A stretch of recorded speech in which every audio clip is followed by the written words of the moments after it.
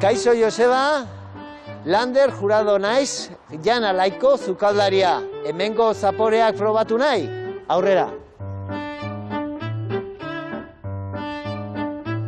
Nik Donostian sukaldaritza ikasi nuen, hor Berilloko eskolan, eta jatetxe desberdinetan egon nintzen lan, eta azkenik 2011an nire emaztearekin hartu genuen Jan Alai. Teteria bat zen, eta guk apaindu genuen, baina bere baldosa eta bere asientoak utzi genuen.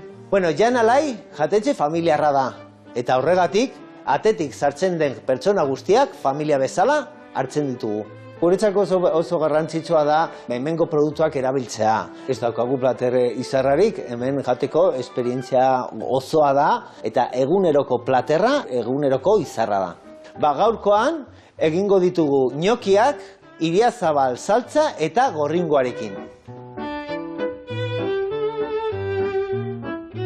Gnocchiak egiteko behar ditugu patatak, arrautza, irina, piper beltza, gatza eta santana fekula. Eta gaur egingo dugu saltza eramango du gorringoak, esne gaina, perretxikoak, hemen daukagu panseta, tipultzuria txikia eta oso gozoa, baratzuria eta iriazabal. Patatak egosita gero, oztu behar dira. Gero zuritu ondoren, pasapuretetik pasatu behar dugu, eta hemen gatza, piperbeltza eta arrautzak bota ondoren, testura hau behar dugu. Ez dugu ez saltzarik eta espurerik baizik eta gure masa. Bi zatitan ipini dugu gure gnocchi edo patata masa, eta orain estiratu ondoren, zatituko dugu pilotak egiteko, eta gero egosteko oso garrantzitsua da denak tamaina berdina eduki behar ditula. Gure karbonara saltza egiteko baratzuria ondo zatituko dugu.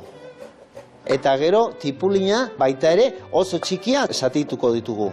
Honen ondoren zartaginan jarriko dugu gure panseta ketoa eta perretxikoak.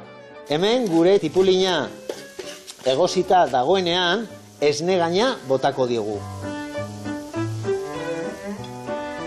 Eta 5 minututan egosten utziko dugu. Gure panseta ketua zatiak saltzan daude eta hau zati lodiagoa hemen plantzan sartuko ditugu. Oraintxe bertan hasiko gara gure platerraren aurkezpenarekin.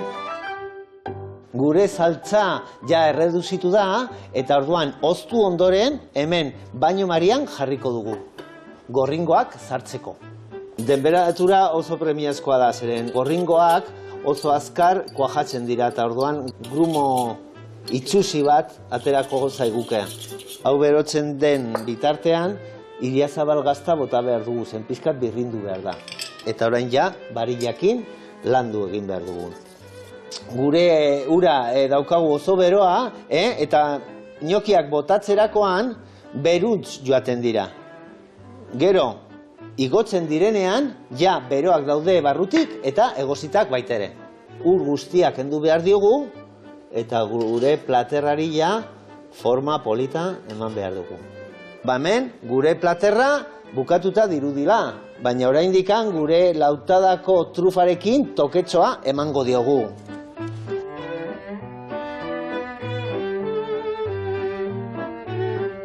Beira, sekulako itxura daukan, Hau dastatzeko, Jan Alai jatetxera etorri behar zarete. Eskerrik asko, Joseba eta ETV-ko familia. Eskerrik asko, agur!